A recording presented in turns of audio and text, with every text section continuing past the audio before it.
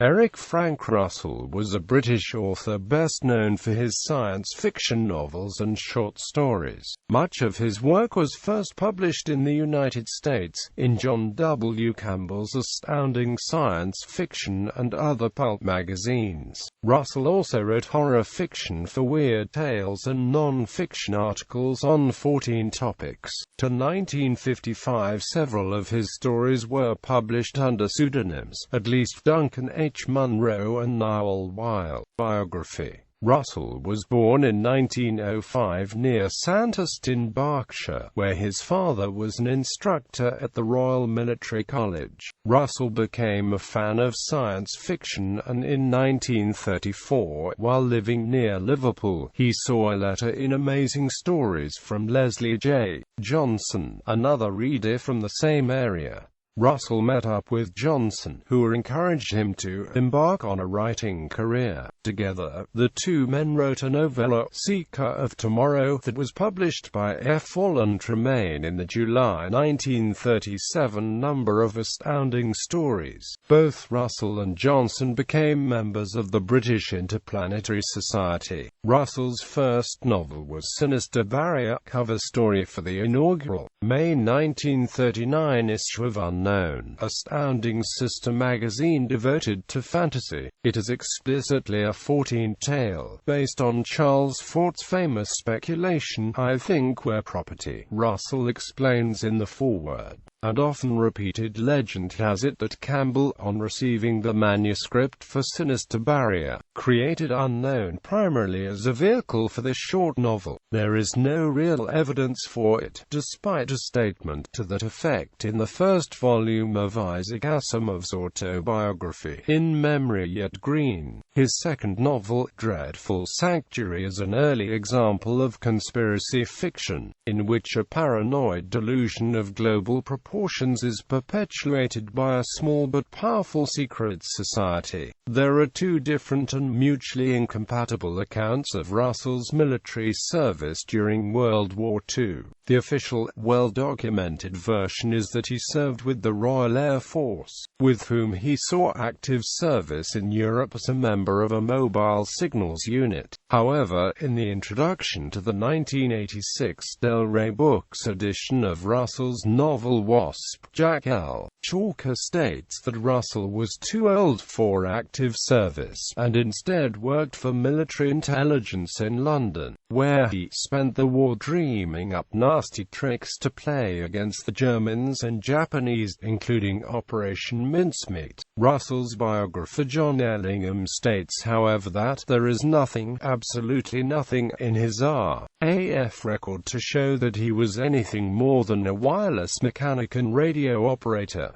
Russell took up writing full-time in the late 1940s. He became an active member of British science fiction fandom and the British representative of the Fortean Society. He won the first annual Hugo Award for Best Short Story in 1955, recognizing his humorous Alarmagusa as the year's best science fiction. The 1962 novel The Great Explosion won a Prometheus Hall of Fame award in 1985, the third naming of two works to the Libertarian Science Fiction Hall of Fame. The 1957 novel Wasp has been a finalist for the honor, which is now limited to one work per year. The Science Fiction and Fantasy Hall of Fame inducted Russell in 2000, its fifth class of two deceased and two living writers, into Your Tent. A thorough and detailed biography of Russell by John Ellingham was published in 2010 by Plantech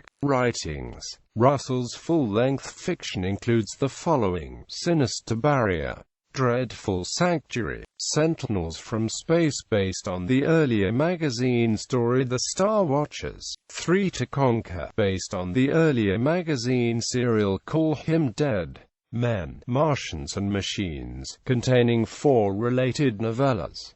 Wasp, Next of Kin, published earlier as The Space Willies.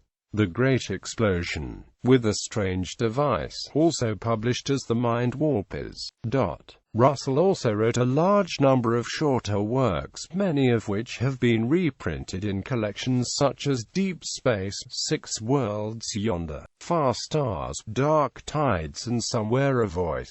His short story, Alarmagusa, which was essentially a science-fictional retelling of a traditional tall story called The Shovewood, won the Hugo Award for Best Short Story. Russell wrote numerous non-fiction essays on Fortean themes, some of which were collected in a compendium of Fortean entitled Great World Mysteries. His second non-fiction book was The Rabble-Rousers, a sardonic look at human folly including the Dreyfus Affair and the Florida land boom. He also wrote Learn Yourself Scouse, the ABZ of Scouse under the pseudonym Lineker Lane. Two omnibus collections of Russell science fiction are available from NESFA Press.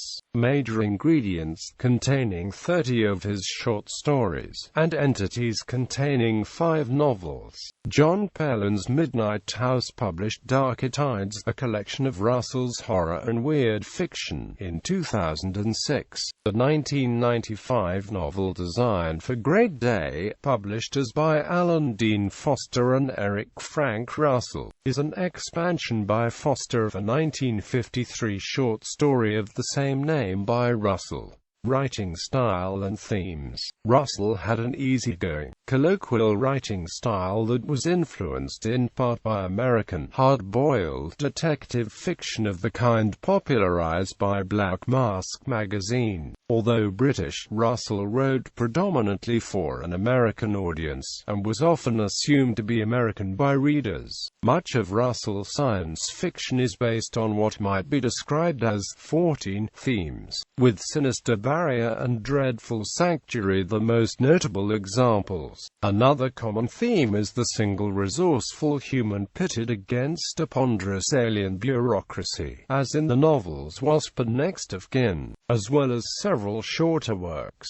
Russell is sometimes categorized as a humorous writer, and Brian Aldiss describes him as John W.Campbell's licensed jester. However, Russell's humor generally has a satirical edge, often aimed at authority and bureaucracy in its various forms. On other occasions, for example in the short stories Somewhere a Voice and The Army Comes to Venus, his work has a deeper and more serious tone, in which the spiritual aspects of humanity's endeavors and aspirations shine through. Cultural influences. Russell's short story, Jace Core, is unusual amongst the pulp fiction of its time in presenting a black character, the ship's doctor, without any racial stereotyping. Indeed, this story and its sequels may be considered an early example of the science fiction subgenre in which a spaceship is crewed by a multi-ethnic, mixed human, non-human complement. Russell also appears to have originated the colloquial initialism MYOB for Mind Your Own Business,